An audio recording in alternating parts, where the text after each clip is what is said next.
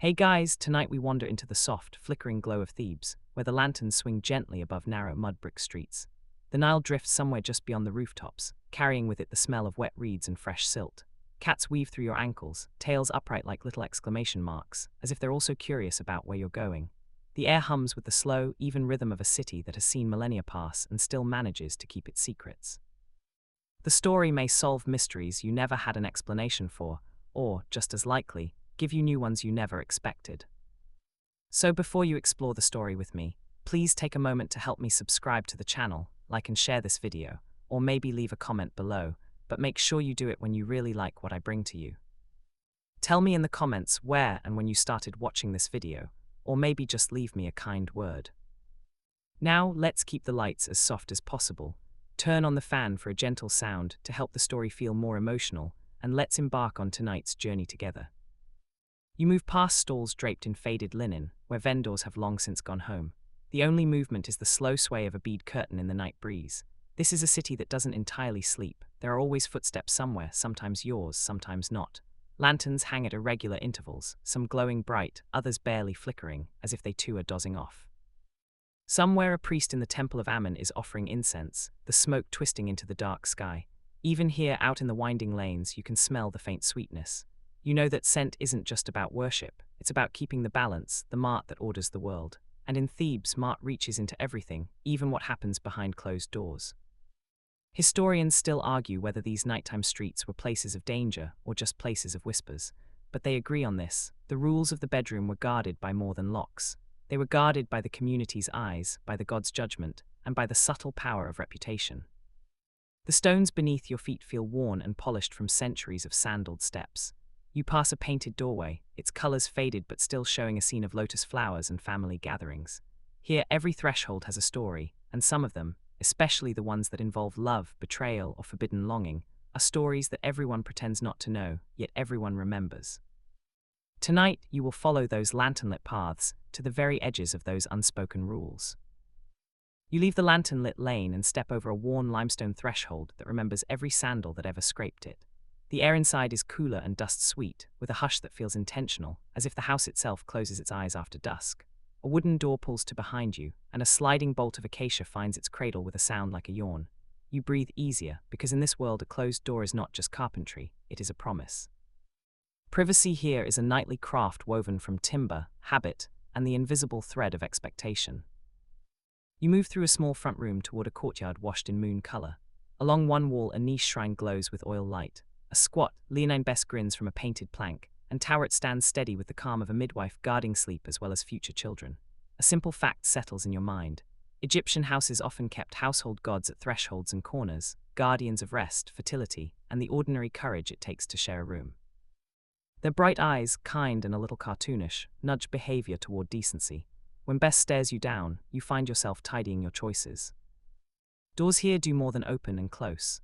A length of cord can tie a latch from the inside. A clay seal can be pressed over a loop so that any midnight visit leaves a broken signature. You picture a scribe at dawn examining a crumbed bulla the way a modern person checks a notification badge. Beyond the door, a bed of rope webbing with a lion paw footboard sits by a shuttered window. A headrest waits where a pillow would be, a crescent cradle that the city swears by. Your neck tries to vote no, but tradition is a stubborn election. Historians still argue whether couples kept a dedicated bedroom or rearranged multipurpose spaces, guest hall by day and sleeping alcove by night, screened with mats and guided by routine. Either way, the layout teaches polite distance. Lattice windows turn glances into harmless breezes. The roof ladder waits because many families sleep up there in hot months under stars that spill like ground barley. Some nights the rooftop cools the skin and cools the gossip too. A fringe tidbit arrives from a magician's notebook. Certain spells recommend a red-dyed thread stretched across the threshold to bind wandering feet and wandering hearts, the knot tied while speaking a name softly. Whether it truly worked or simply focused the mind, the line glowed like a tiny sunset at ankle height, a thoughtful tripwire for temptation. Also a literal trip hazard, which is why even ancient magic appreciates good lamps. You glance back to the doorway. A cat slips in, tail like a plume, and inspects the bolt with professional interest. You whisper thank you to Bess, who seems to approve. Below, the household gods keep their unblinking watch. Above, the bolt keeps its quiet promise, and you keep yours, letting night settle around your shoulders like linen just lifted from the basin. By lamplight you ease open a reed basket, and inside lies a roll of papyrus tied with a faded linen cord. The fiber crackles softly as you unroll it, and the ink glows a velvety brown where the scribe pressed his reed just a touch too eagerly. The first lines are tidy and calm. A woman and a man, named and named again, agree to share a house, to keep peace between them, to measure daily life in bread, oil, linen, and a fair division of property. A simple fact rises like the scent of gum Arabic from the page. In Egypt, a wife could own property in her own name, bring a dowry to the marriage, and keep rights to what she brought. If the bond broke, she could claim her share back, sometimes with a listed allowance for support.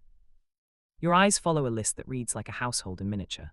2 chests of linen, 3 jars of perfumed oil, beads of faience, and a pair of earrings that catch the scribe's attention enough to merit a flourish. A quirky detail rests in the margin. The contract tallies not just valuables but also use rights, such as a corner of a courtyard or a share of a date harvest. The law here is surprisingly domestic, gently precise, like someone labeling shelves so arguments arrive already solved. The clauses turn to mutual duties. He will provide bread and beer, oil for the lamp, and clothes in season. She will manage the house, keep the storeroom, and maintain harmony, a phrase that does more work than a whole paragraph.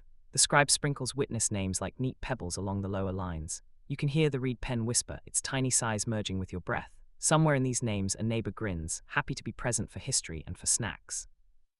A joke nudges your ribs, quiet and polite. There is no checkbox that says I have read and agree. There is only your name, the scribe's steady patience, and the understanding that bread, oil, and gentle conduct will do more to keep a home than any thunderbolt clause. The penalties section speaks without raising its voice. If either abandons the other without cause, certain jars, linens, or copper get returned, and a set sum travels with them like a chaperone.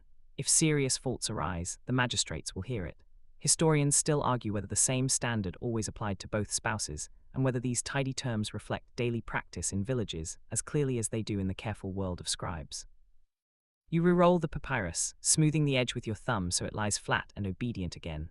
The cord finds its knot, and the basket swallows the roll with a papery sigh. You feel the comfort of order settle in your shoulders. This is a city that believes love belongs in warm rooms but also on cool pages, where affection is practical and promises come itemized like a well-packed dowry. You step back to the doorway as if it were a scale, and you set your choices upon it. In Egypt, the rule is simple and enormous at once. Mart is balance, truth, right conduct, the straight line that everyone tries to walk even on crooked streets. You think of the funerary hall where a heart is weighed against a single ostrich feather. A mainstream fact settles like soft dust. In the negative confession, the dead soul declares 50 or more clean statements. Among them, I have not committed adultery, and I have not seduced another's spouse. The rule speaks in the first person, but it listens in every house. Oil light warms the lintel. You notice a tiny faience feather tucked in a crack above the bolt, pale blue against brown wood. A quirky tidbit whispers. Some people wore small images of Mart or set feather tokens near thresholds, a reminder that truth is a guest who notices everything. You place your hand on the door as if swearing in court and feel the cool grain of acacia teach your palm to be steady. Your thoughts drift to courtrooms where the vizier is called the priest of Mart and cases begin with appeals to fairness. The same fairness is supposed to live here, in rooms where the bolt slide is a promise and a person's word is the hinge. Historians still argue whether adultery stood as a strict criminal offense or was usually treated as civil wrong, resolved with divorce, property adjustment, and some strategically raised eyebrows. Either way, the law expects the heart to stay lighter than the feather when the lanterns go out. You watch your own breath crease the air and then vanish. The house makes soft sounds. A jar settles on its shelf. A cord taps against a shutter. The quiet invites you to inventory your conduct the way a scribe inventories linen. You almost smile at the bookkeeping of virtue. Imagine your conscience as a chatty roommate who does not sleep and insists on balancing the ledger before dawn. On the wall beside the shrine you see a painted scale, simple lines in red and black. One pan holds the hieroglyph for heart, the other holds the feather. You know the silent story. If the heart outweighs the feather, the soul is in trouble. If the feather wins, the soul walks on in bright fields. Tonight the bright field is a narrow lane beyond the door, and walking straight means letting the bolt do its work and letting your name remain light on tomorrow's tongue. The lamp dips, the feather gleams. You breathe once more and step back from the threshold, ready to keep your balance. You turn from the painted scale and hear something softer than law drifting from the courtyard next door. A small harp, a reed pipe, a voice the color of warm honey. You edge toward the lattice and the words arrive a line at a time, bright with lotus and river wind. New Kingdom love songs survived on papyrus and ostraka, and they speak in a grammar of gardens and sailboats. My sister and my brother whispered as sweet names between lovers. That is the mainstream fact, and it fits the night like a cool linen sheet. You picture the papyrus itself, rolled and tied with cord, messy with fingerprints of gum and ink. The The scribe has copied a verse about a girl stepping out with a garland of fresh flowers, her perfume cone melting into her hair as the evening warms. A quirky tidbit lands on your shoulder like a tame bird. Some of these love lyrics were copied by student scribes as practice lines, which means a teenager once sat hunched over a desk and wrote "My heart is in your hand" about 50 times while a teacher sighed in the doorway. Ancient homework, modern feelings. The song itself turns playful. The girl says the boy is a fisherman and she's the fish who wants to be caught, or he is a sycamore and she's the shade pressed close at noon. You grin, helpless against the charm. You can almost hear a chorus of friends pretending not to listen, which is the oldest human art after breathing. The melody tucks itself into the quiet between the houses, and the lantern flame near Bess gives a pleased little sway. You unroll a remembered fragment in your mind.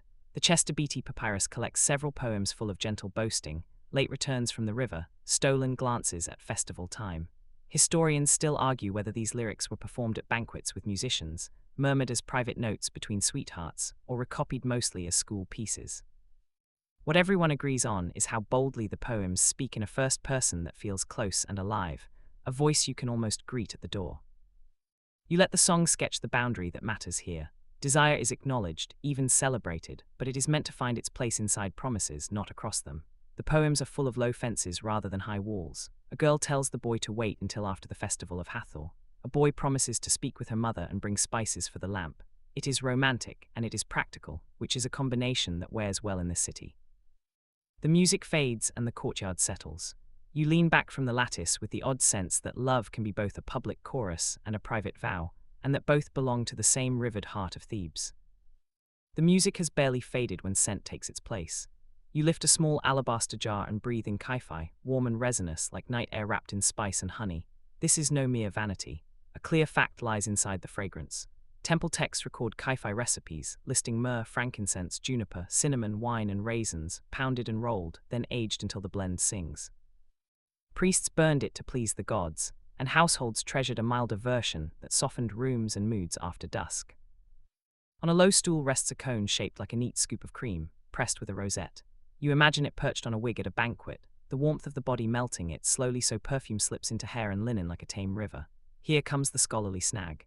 Historians still argue whether these cones were real perfumed wax that truly melted on heads or symbolic signs in art, a painted shorthand for luxury and scent. Artists loved symbols, and Laundry Day would have had strong opinions about melted unguent on pillows. Your smile arrives on schedule. You run a thumb along a folded sheet. Fine linen shivers under your touch, cool as water. Egypt wove linen from flax, bleached it to a quiet brightness, and pleated it into garments that moved like breath. Linen does more than dress. It promises cleanliness after the day's sand and heat, a soft permission for people to be at ease with one another. You picture careful household rhythm, bath in the courtyard with a jar of warmed water, fresh coal to rest the eyes. A thread of Kai-Fi near the door, so the whole house exhales in unison. A quirky tidbit drifts from a priestly manual. Some recipes for Kai-Fi advise mixing by night while reciting hymns so that the aroma learns to be gentle. Another line claims a pinch of the blend calms coughs and lures sleep, a kind of ancient chamomile in smoke and resin form. You hold the jar again and feel the idea take root. Fragrance as bedtime story, scent as low lamp. You breathe deeper and the room answers. The cone gleams, the linen cools the wrist. The house gods smile because restraint does not mean austerity here. It means rituals that frame closeness without shouting about it. The door stays bolted, the scale of Mart stays balanced, and the air itself becomes a guest who knows when to whisper and when to leave only a trace on the pillow. The calendar on your wall is not paper but habit. You feel it in the way the household slows on certain evenings and tidies itself in a deeper way. A basin is set out, linen is freshened, the jar of Kai-Fi sleeps with its lid on. Festivals approach, and the body learns the rules before anyone says them out loud. A clear fact steadies the moment. Priests prepared for service by bathing, shaving the body, avoiding certain foods, and keeping sexual abstinence for a set time before entering the sanctuary. The same spirit of restraint ripples outward into streets and doorways when temple days draw near. A scribe once copied a list of lucky and unlucky days into a narrow column, a hemorrhology that tells you when to travel and when to stay home, when to speak boldly, and when to let silence carry the conversation. A quirky tidbit steps forward with ink on its fingers.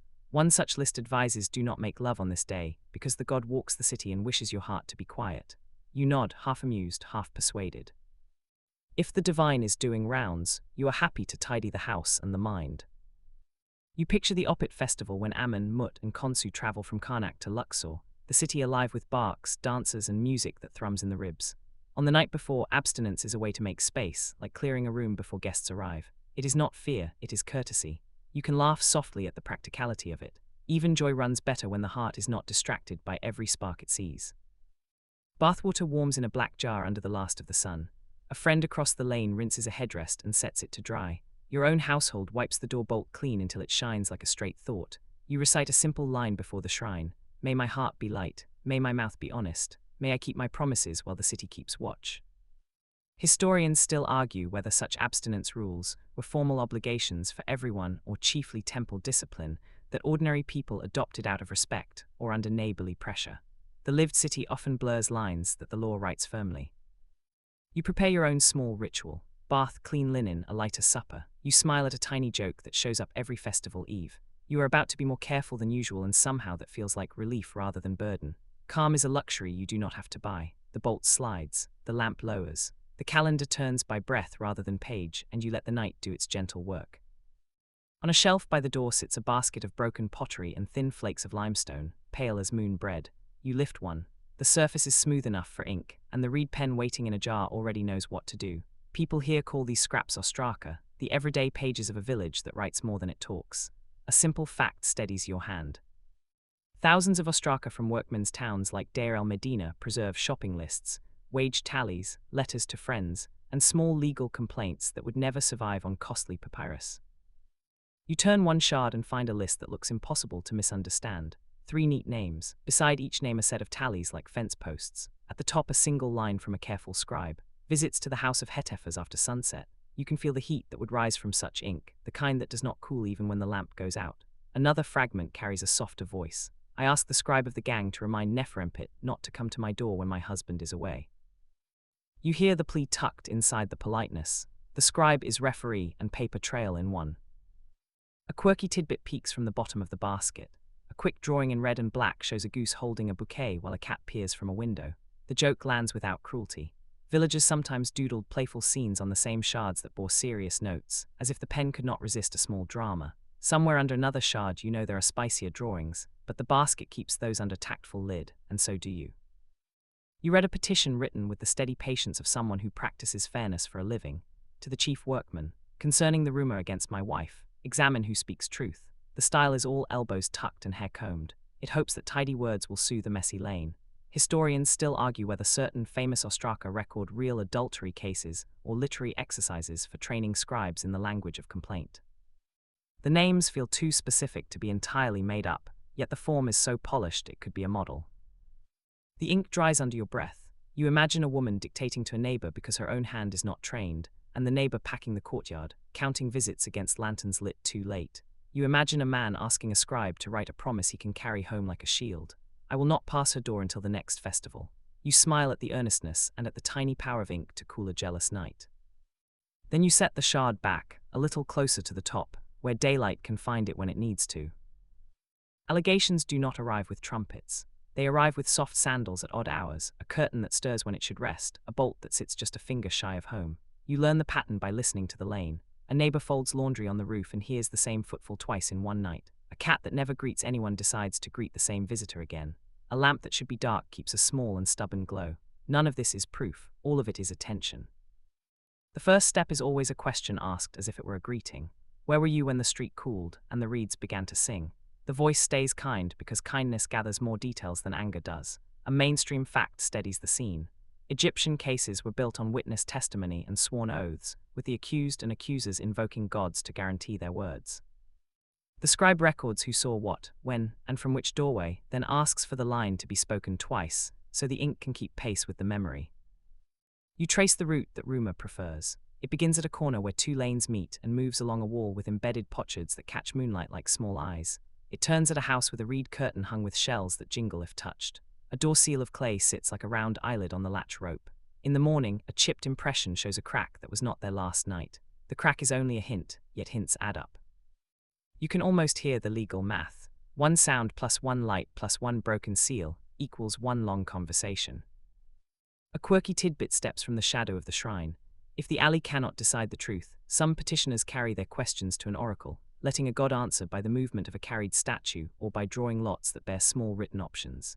It is rare, solemn, and a touch theatrical, which means half the town will claim they were only passing by and somehow remember every detail.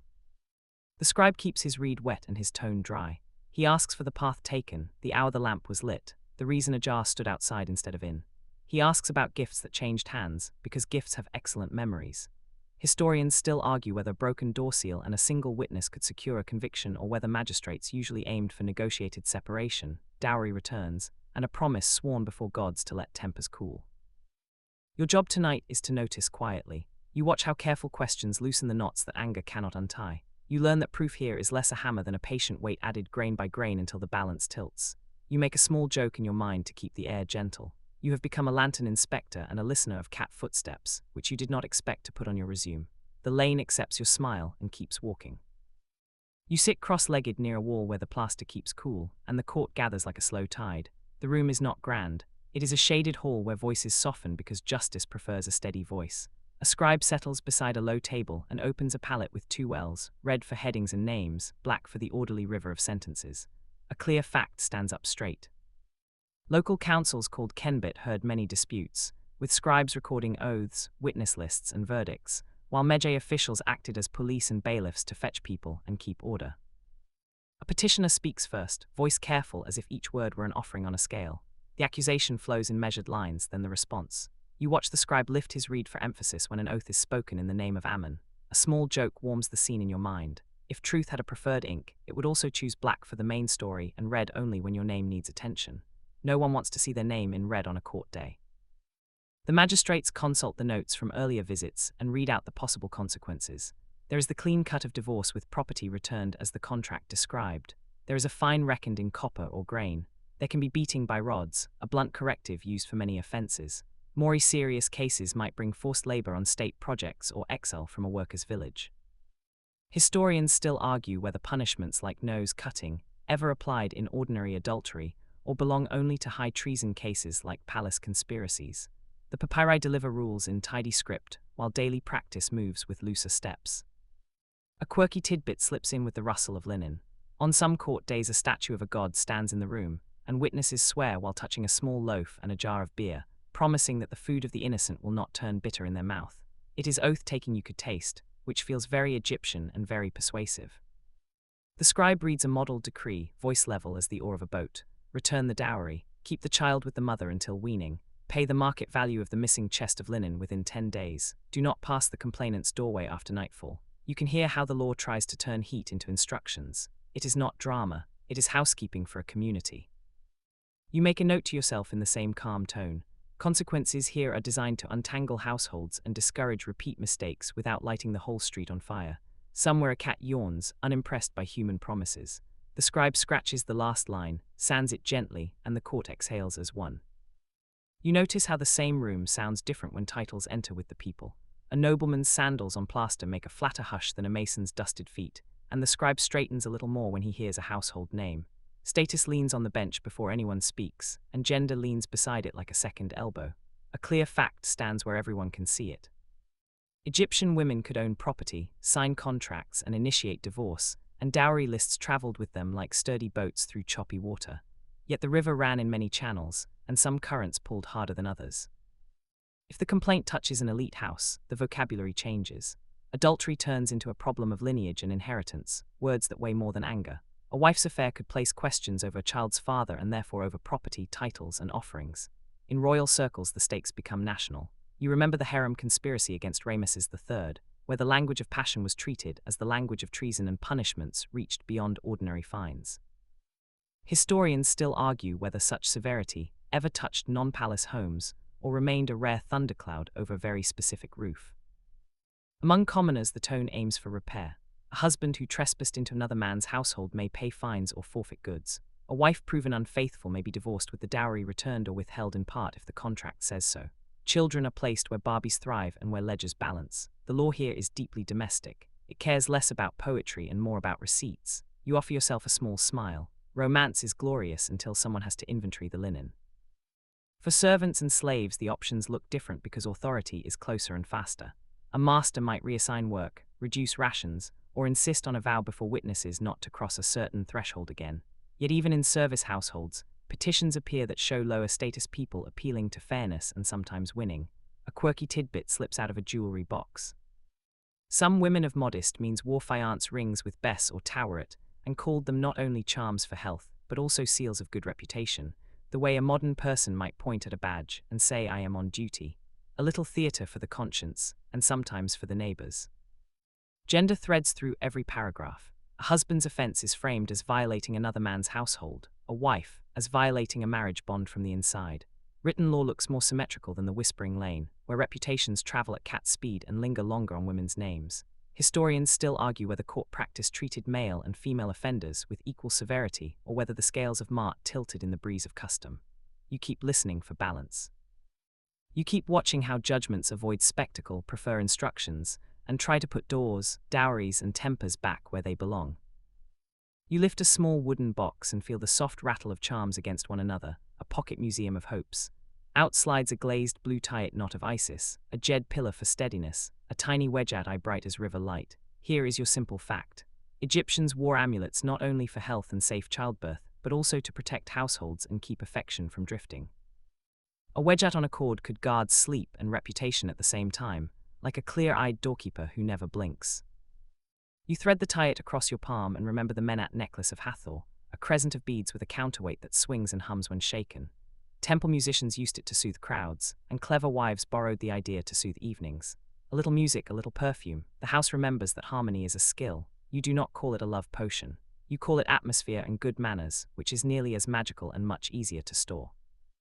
On a low stool sits a bowl inked with neat lines. A scribe once wrote a short plea for concord onto a fresh ostrakon, then washed the ink into beer and told the couple to share the cup before speaking. It is a quirky tidbit, but it matches a larger pattern. Egyptian healing often joined words and remedies, so that medicine tasted faintly of prayer. You picture the first sip and the way it slows everyone down long enough to listen.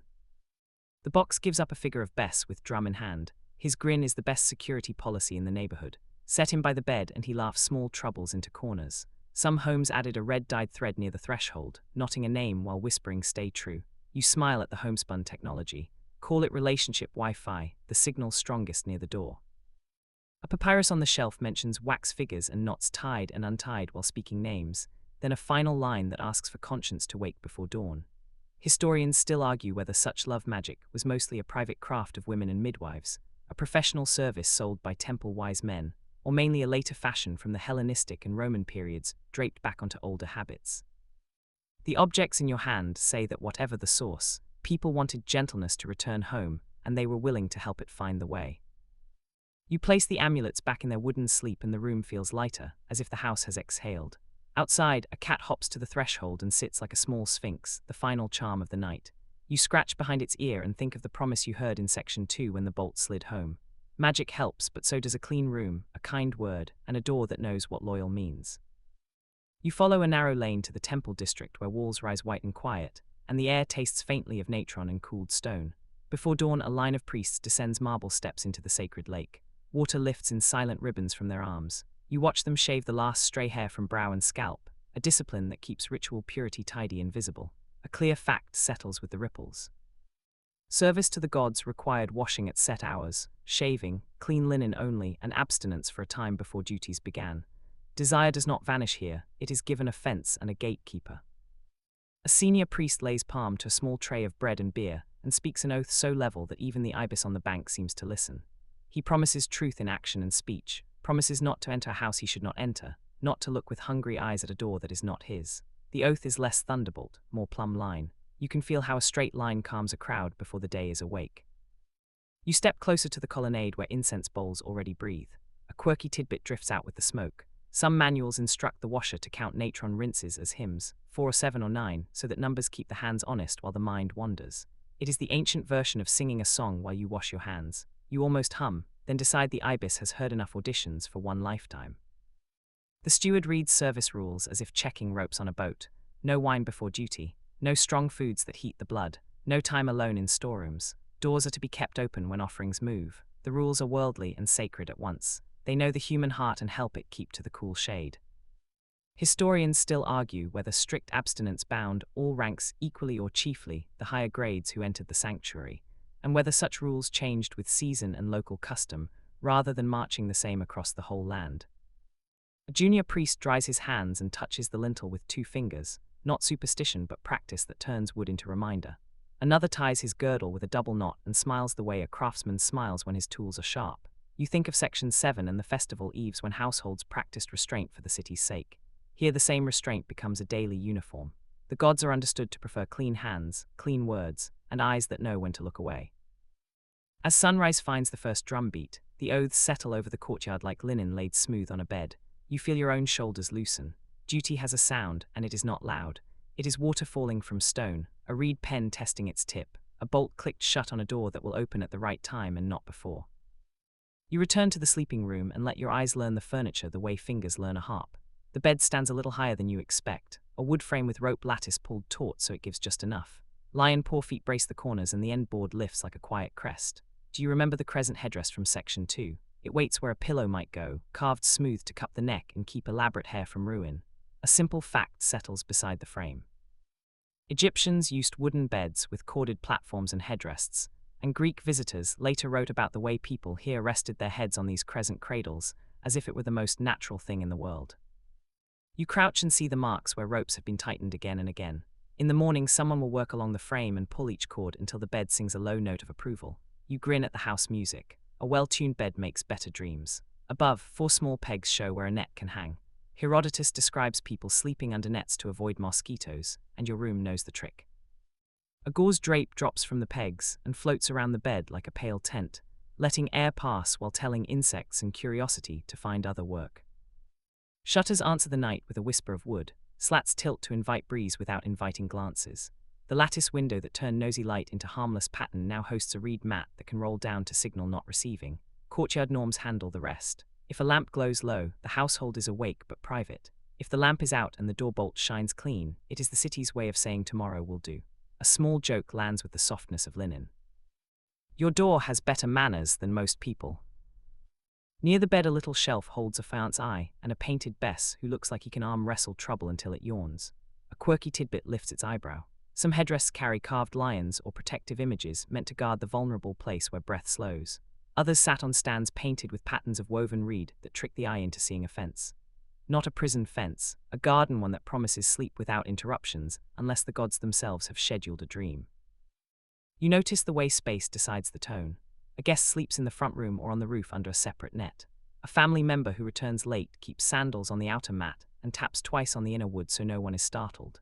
Historians still argue whether most urban houses kept a true dedicated bedroom or simply rearranged screens and mats so that privacy was a nightly performance learned by everyone from childhood. Either way, you feel how boundaries here are built from shutters, shade, nets, and the simple grammar of courtesy. The house teaches distance without coldness, closeness without noise, and sleep arrives like a calm boat to a mooring it has used for years. You sit with the scribe again, and the room sounds like calm paper. The same house that tuned its bed ropes now tunes its words. 2 people face each other with shoulders set, and the reed pen waits to divide the life they built into piles that make sense. A clear fact steadies your breath. In Egypt, either spouse could end a marriage, and divorce could proceed by simple declaration before witnesses with a record drawn up to return the dowry and arrange support. Love was poetry in the courtyard, but separation was prose, tidy and legible. The scribe begins with names written in full, then the sentence that changes the air. I am separated from you and you are separated from me. The phrase lands gently without trumpets and the pen moves to goods. The dowry is listed back out of the marriage the way it once moved in. 1 chest of linen, counted by garments rather than by weight. 2 jars of perfumed oil, tallied with their stoppers. A bronze mirror that still remembers the buyer's grin. You can feel the competence of the inventory, the way it soothes tempers by giving hands something careful to do. Support follows, so many measures of grain each month, oil for the lamp, a small coin allowance when the granary runs light. The custody lines arrive with the same calm. The child remains with the mother until weaning and the father provides grain and oil without delay. Afterward, the child may reside with the father while visiting the mother at set times, and schooling is to be paid for from the father's store. It is not drama, it is tomorrow's shopping list written for smaller feet. A quirky tidbit peeks out from the margin like a shy cat. Some scribes add a line that reads, I will not be able to say I have a claim against you in future, a formula so final it feels like an ancient unsubscribe button. Others record token payments in awkward fractions, 1/3 of a sack of emmer and a half jar of beer, so that even the settlement looks like daily life poured into smaller bowls.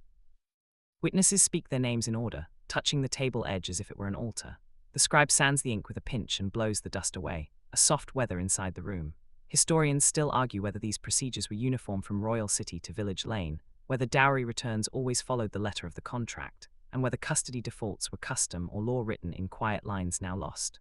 The people in front of you do not wait for the debate.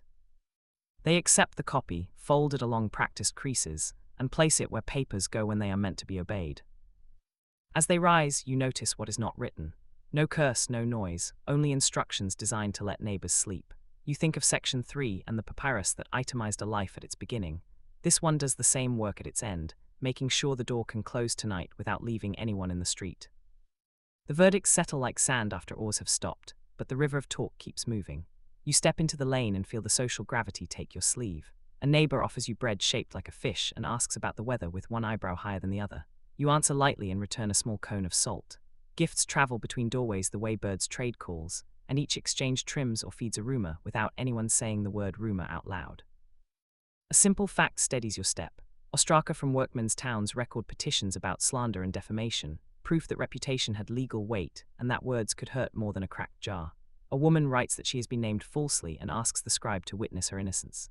A man complains that his name has been spoken too near another person's threshold after dark. The handwriting is careful, and so is the anger. You pass the spice seller who sometimes forgets to count change when he is listening. You pass the well where women lift water and let it fall again so the conversation can ride the splash.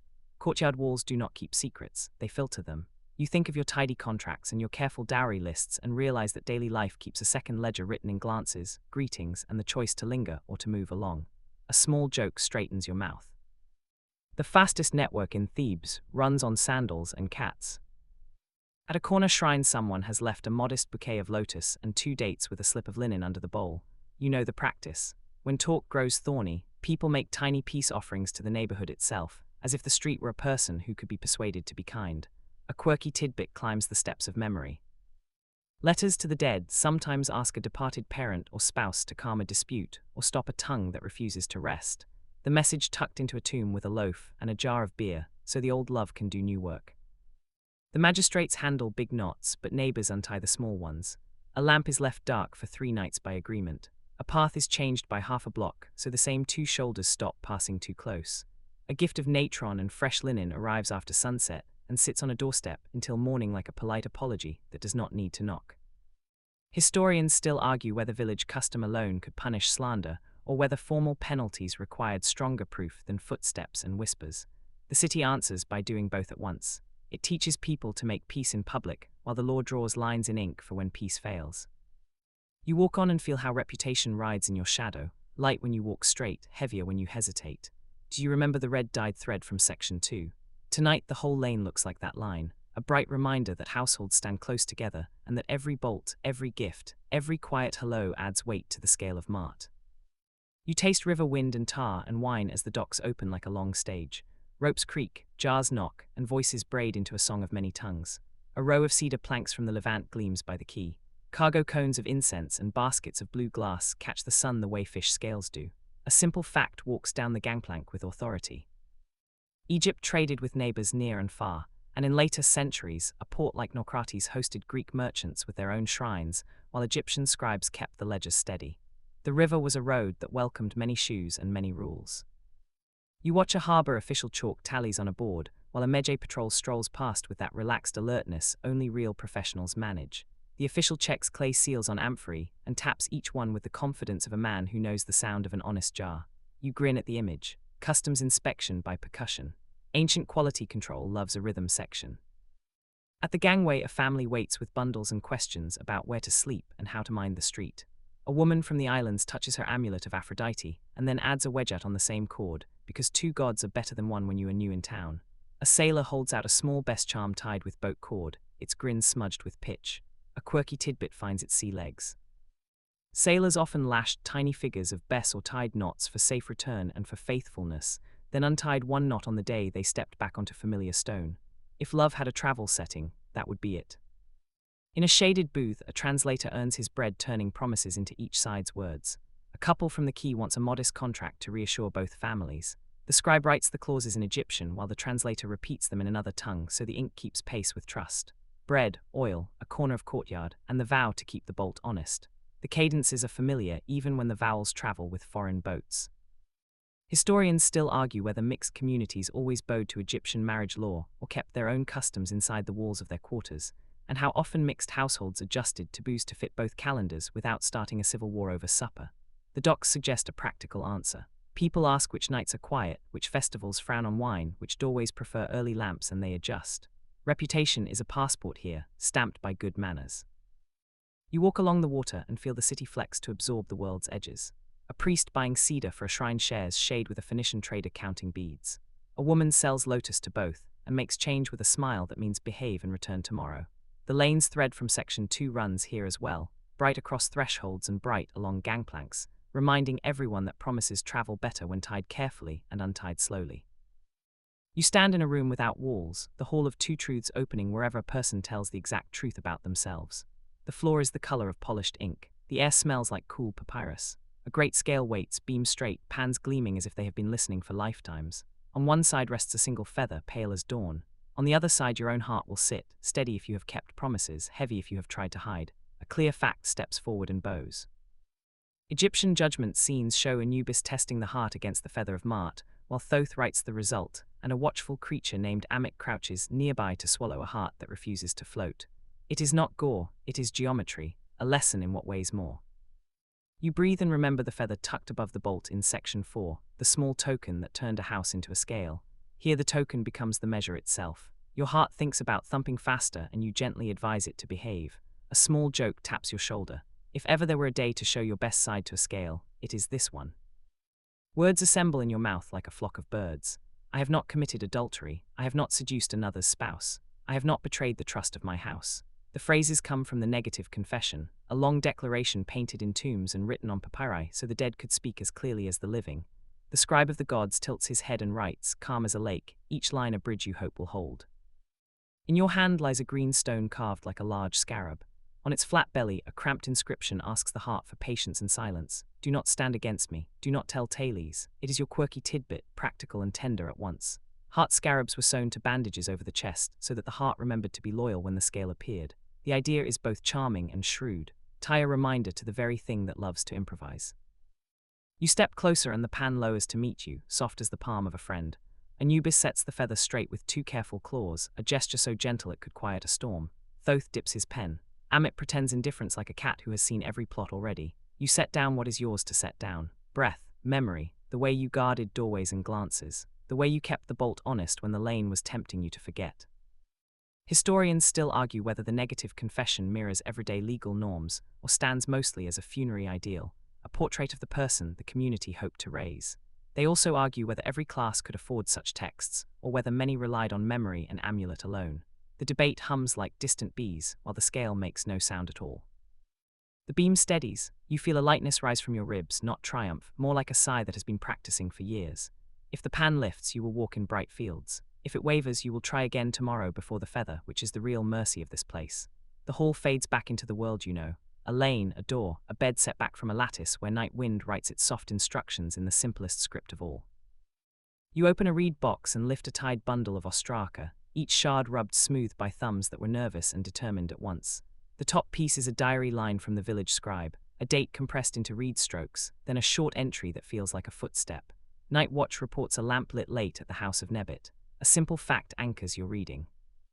Deir el-Medina kept work journals that noted absences and village doings with blunt precision, and some bundles preserve complaints and testimonies side by side, like a chorus trying to agree on a melody.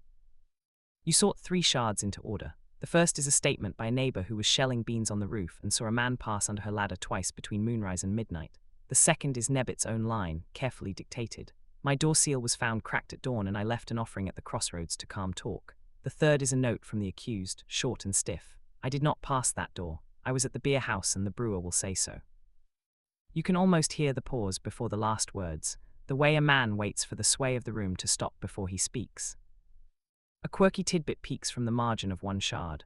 The scribe doodled a cat seated on a stool holding a small fan, a polite reminder that the lane itself expects cool heads. Beneath that, a more serious line records an oath tasted rather than heard. The witnesses took bread and beer and said that the food of the innocent is sweet. You imagine the sip and the way it slows a story into facts. More pieces follow. A a clay seal kept in a leaf of linen, a sketch of a floor plan showing a back alley as narrow as a palm, a prayer on a sliver of limestone addressed to the dead mother of Nebit, asking her to quiet any tongue that harms a faithful name. One shard quotes the brewer who swears that the accused left long before moonrise. Another notes that the same brewer owes the man a measure of grain, which is the sort of detail that makes a scribe's eyebrow rise all by itself. The verdict arrives in balanced lines.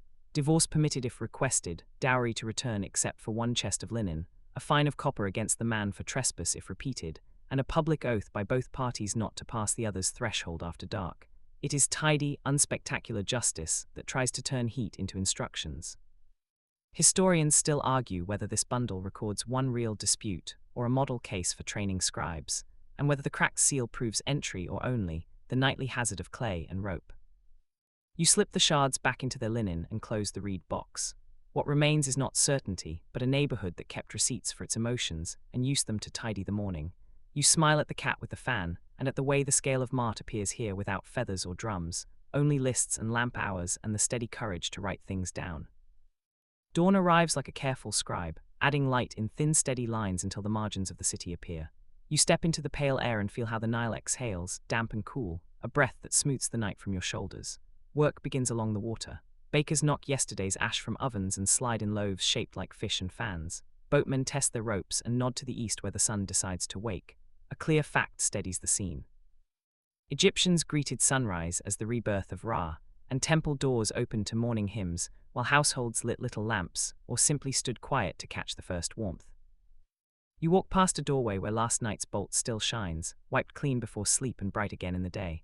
The lattice throws kind shadows along the floor. Someone sets a headrest on a stool to air, and a folded sheet of linen glows like a small sail catching land wind. The city whispers its own catechism. Keep promises, keep rooms tidy, keep the lane cool even when stories would rather run hot. A boy trots by with a basket of onions and a grin that belongs to every morning since mornings were invented. You thank him with a nod, and he returns the nod with the solemnity of a young official. A light joke finds its place. Even the cats, who are experts, approve your timetable and accept payment in attention. You follow the river wall and smell Kaifai's last sweetness fading from a doorway, polite enough to leave before breakfast.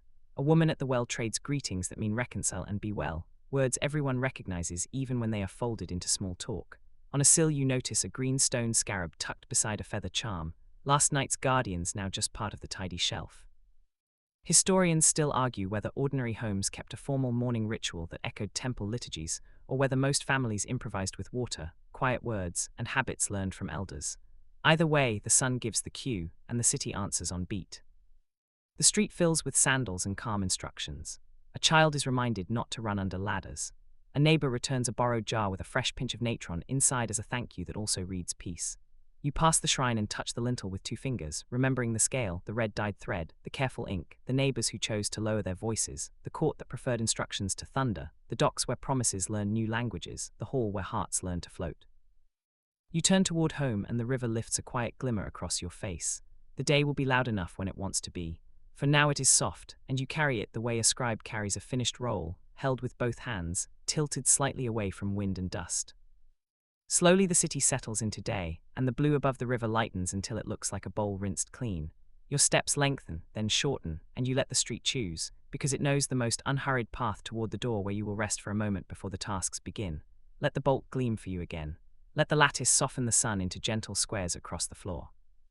The small shrine waits, calm and patient, with those bright eyes that never look away and never accuse either, only remind.